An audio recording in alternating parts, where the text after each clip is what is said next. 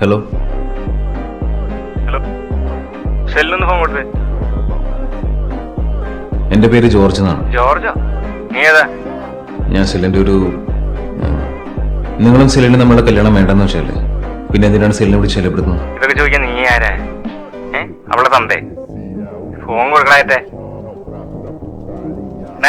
Phone കൊടുക്കാൻ. കൊറേ നേരമായിട്ടുണ്ട്. ഡൗട്ടാണ്, എന്തിനാണ് നിങ്ങൾ എന്നെ തല്ലണത്?